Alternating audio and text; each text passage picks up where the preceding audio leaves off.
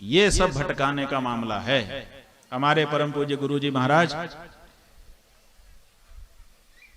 छोटा नागपुर जो इलाका है आदिवासी भाइयों का सिंहभूम जिले में, वहां पर उन्होंने जाकर के कार्य करना शुरू किया। सिंहभूम जिला अब झारखंड में है, पहले बिहार में था। और वहां जंगलों में, घने जंगलों में जब जाकर के कार्य करना शुरू किया तो वहां बहुत धर्मांतरण किया जा चुका था। और जब जाकर के गुरुजी ने उनको सब बातें बताई तो उन्होंने कहा अरे हम तो समझे ही नहीं थे। तो वो सब वापस आने लगे, हजारों हजार की संख्या में वापस आने लगे। तो उनके एक बहुत बड़े पादरी को पता चला कि यहाँ पर गड़बड़ी हो रही है, हमारे लोग वापस जा रहे हैं। तो वो गांव में आए और सबको बुलावा भेज दिया कि मीटिंग होगी, सब लोग आइए। तो वहां कोई नहीं आया मीटिंग के समय। तो पादरी ने कहा कि हमको गांव में ले चलो, हम स्वयं जाकर के लोगों से पूछेंगे कि पहले तो झुंड के झुंड आते थे, अब क्यों हमारे पास नहीं आ रहे हैं। तो वो गया गांव में और एक घर को खटखटाया और खटखटा करके बोला कि अरे आप लोग मीटिंग में नहीं आए। तो उस आदिवासी ने कहा कि हाँ पादरी साहब, हम मीटिंग में नहीं आए क्योंकि अब हमको आपकी जरूरत नहीं है, हमारा पादरी आ गया। हमारा पादरी माने शंकराचार्य जी। बस जब हमारा गुरु खुद आ गया तो अब हमको तुम्हारी क्या जरूरत है। तो ऐसे ही अब आप लोगों को बिल्कुल संकोच करने की आवश्यकता नहीं है। अब आपका पादरी राम बालक दास आपके बीच में आ गया है। ये आपको धर्म की बातें बताने के लिए सक्षम है और बता रहा है, आपको प्रेरणा दे रहा है। राम बालक दास जी के बारे में हम क्या कहें, बहुत लंबे समय से हम इनको देख रहे हैं और इनको हमने अपना अंग पहले से ही बनाया हुआ है। लगभग 7-8 वर्ष पहले ही हमने इनको कह दिया कि हमारे अनेक कार्य हैं, उनमें से गौ माता का जो कार्य है उस कार्य के लिए हम आपको अपना अंग नियुक्त करते हैं। और तब से कोई गाय माता का जो काम होता है वो हम इन्हीं के माध्यम से करते हैं, सीधे सीधे नहीं करते हैं। तो ये तो हमारे अंगभूत हैं। और इनके गुरुजी महाराज भी परम पुनीत संत थे। अब उनका शरीर नहीं रहा, मन में दुख होता है, लेकिन ये देख करके सुख भी होता है कि उन्हीं का रूप राम बालक दास जी हम लोगों के बीच में विराजमान है। इनके गुरुजी का नाम था राम जानकी दास जी। तो वो राम जानकी दास नाम होने के कारण हर समय राम जानकी का चिंतन करते रहते थे। और जब इनको शिष्य रूप में स्वीकार किया तो इनको राम बालक नाम दिया। अभी ये कह रहे थे कि मैं बालक भी हूं और दास भी हूं। हमारे मन में आया कि ये कह रहे हैं कि मैं बालक भी हूं और दास भी हूं, लेकिन उससे पहले ये राम है, इस बात को क्यों नहीं बताते कि मैं राम भी हूं। केवल बालक केवल दास आप होंगे, उससे पहले आप राम हैं। और राम रामो विग्रहवान धर्म, राम तो धर्म मूर्ति हैं। राम का जो जीवन है वो धर्ममय है, इसीलिए राम हमारे आदर्श हैं। भारत का कोई भी ऐसा सनातन धर्मी नहीं है जो राम के जीवन से शिक्षा प्राप्त न करता हो। राम का जीवन प्रेरक है। उनके जीवन का कोई ऐसा आचरण नहीं है जिसका अनुकरण करके हम अपना आध्यात्मिक उत्थान न कर सकते हैं। इसलिए राम की कथा, इसीलिए राम का चरित्र, इसीलिए राम का नाम। और जो वैसे तो भगवान के अनेक नाम हैं, लेकिन उन सब में राम नाम ही सबसे, राम सकल नामनते अधिका। राम सकल नामों से अधिक है, राम जैसा दूसरा कोई नाम नहीं है।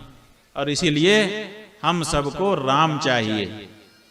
आप सबको चाहिए कि नहीं चाहिए? नहीं नहीं, ये भगवान राम की बात नहीं कर रहे हैं, राम की बात कर रहे हैं। देखो, राम सबको चाहिए। संसार में ऐसा कोई नहीं है हमारे ईसाई और मुसलमान भाई भी, उनको भी राम चाहिए। क्यों चाहिए? कि दिन भर काम करते करते जब थक गए तो कहते क्या हैं, अब हमको आराम चाहिए। माने आराम, राम आए तो हमको विश्राम मिले। कोई ऐसा है ही नहीं जिसको आराम ना चाहिए। आराम माने आराम कल्पवृक्षाणाम विरामस्य कलापदाम अविराम स्त्रीलोकानाम भूयो भूयो नमाम्यहम्। आराम माने श्री राम। तो राम सबको चाहिए। जब तक राम आपके जीवन में नहीं आएंगे तब तक आपको आराम नहीं मिलेगा, विश्राम नहीं मिलेगा। राम काज कीने बिना मोहि कहाँ विश्राम। राम का काम करो माने राम में मन को लगाओ तो आपको आराम मिल जाए। राम कहो आराम मिलेगा, सुबह नहीं तो शाम मिलेगा। मिलेगा जरूर, गारंटी है। आज तक ऐसा कोई हुआ नहीं जिसने राम कहा हो और उसको आराम मिला ना हो। हजारों संत महात्माओं की गवाही है, राम राम कहते उनका जीवन बीता। और उनसे जब लोगों ने अंत में पूछा कि बताओ जीवन का सार क्या है, का आनंद हो गया, आराम मिल गया। कुछ नहीं, अब कछुनाथ न चाहिए मोरे। भगवान का अनुग्रह जिसको प्राप्त हो गया उसको और कुछ प्राप्त करने की आकांक्षा ही नहीं रहती है। और जो लोग भगवान के नाम में नहीं लगे हैं, संसार में लगे हैं, बुढ़ापे में उनसे पूछो तो वो ही पछताते रहेंगे कि मैं ये नहीं कर पाया, मैं ये नहीं कर पाया, मुझे ये नहीं मिला, मुझे वो नहीं मिला। तो इसलिए आप काम पूर्ण काम, जब कामनाएं ही समाप्त हो जाएं, जब आप संसार में रहते हैं तो आपकी कामनाएं पूरी होती हैं और एक कामना कई कामनाओं को जन्म दे करके चली जाती है। और जब आप राम में रहते हैं तो राम जी क्या करते हैं कि धीरे धीरे आपकी कामना ही समाप्त कर देते हैं और आपको आनंदमय बना देते हैं। तो ये राम बालक दास महात्यागी जी हैं और इन्होंने अपना पूरा जीवन सनातन धर्म के लिए समर्पित कर दिया, क्योंकि इनके गुरुजी ने कहा। और इनके गुरुजी दीक्षा लेने के लिए जंगल में नहीं गए। इनके गुरुजी दीक्षा लेने के लिए भारत के सबसे बड़े शहर में गए, दिल्ली में, जो कि देश की राजधानी है। आपके छत्तीसगढ़ में उनका जन्म जरूर हुआ, लेकिन जब दीक्षा लेनी हुई तो वो दिल्ली में गए। और दिल्ली में भी बीच दिल्ली में, जहां रामलीला मैदान है, वहीं बगल में हनुमान वाटिका है, वहीं पर इनके गुरुजी का स्थान है, महात्यागी जी का। और वहां पर जाकर के उन्होंने दीक्षा लिया, सबसे बड़े शहर में जाकर के। चाहते तो वहीं जीवन बिताते, लेकिन तभी वन विभाग का एक ऑफिसर उनके जीवन में आ गया और उसने कहा कि आप हमारे यहां आइए। और उसने उनको सबसे बड़े शहर से इस घोर जंगल, जहां पाटेश्वर जामड़ी पाटेश्वर जो जगह है, वहां पर उनको बुला लिया और उस जंगल में उनको विराजमान कर दिया।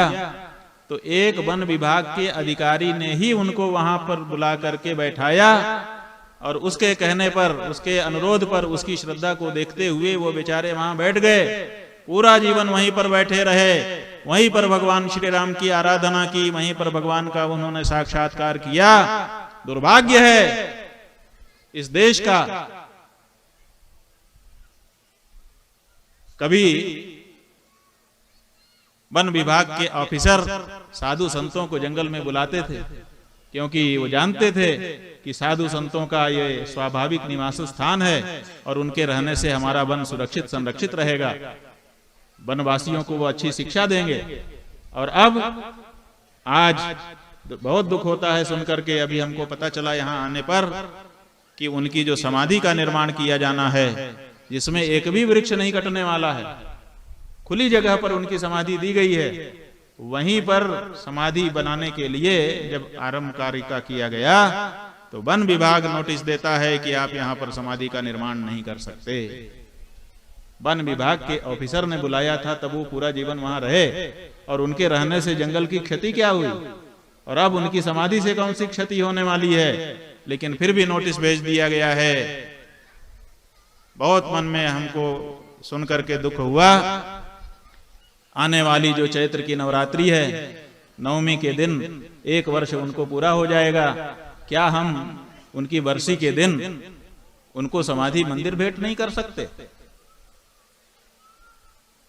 हम तो कहना चाहेंगे आप सबके माध्यम से यहाँ के वन और पर्यावरण के मंत्री से कि महोदय 10 दिन का 15 दिन का समय ले लीजिए और आप जो शर्तें रखना चाहते हो वो शर्तें हमको बताइए, लेकिन ये अन्याय हमारे साथ, ये अन्याय राम जानकी दास जी महाराज के साथ मत करिए कि उनको एक समाधि का मंदिर भी नसीब ना हो।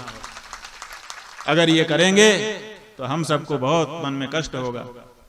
आप जल्दी से जल्दी आपकी जो उचित शर्तें हों उनको सामने रखिए और उनके तहत मंदिर को बनाने की अनुमति हमको प्रदान करिए, ताकि आने वाले उनके वर्षी के दिन हम उनको समाधि मंदिर भेंट कर सकें। उस दिन वहां पर जो असंख्य लोग उनकी श्रद्धा में समुपस्थित होंगे, उन सब के मन में कोई पीड़ा न रह जाए। बंधुओं, राम बालक दास जी अच्छा कार्य कर रहे हैं। एक कार्य तो और हमको देखा जिससे हमारा मन बहुत प्रसन्न हुआ, और वो है पाटेश्वर संस्कार वाहिनी। अभी जब हम आ रहे थे तो हमने देखा हमारे बहुत सारे भाई और बहुत सारी बहनें एक ड्रेस कोड में थे, तो हमने सोचा कि यज्ञ के कारण ये ड्रेस कोड बनाया गया होगा, लेकिन फिर हमने देखा कि उनके वस्त्रों के ऊपर जो बैज लगे हैं उनमें पाटेश्वर संस्कार वाहिनी कुछ नाम लिखा हुआ है। तो हमने इनसे पूछा कि ये क्या बात है। कुटिया में जब गए तो इन्होंने बताया कि हमने एक वाहिनी का गठन आरंभ कर दिया है, जिसमें जुड़ने वाले बहनों और भाइयों को, बच्चों को हम संस्कार, जो जीवन के मूलभूत संस्कार हैं, उनकी शिक्षा प्रदान करेंगे और उनको धर्म की रक्षा के लिए प्रेरणा प्रदान करेंगे। हम समझते हैं कि ये बहुत उत्तम कार्य हो रहा है। अपने संस्कारों को जागृत करने की आवश्यकता है।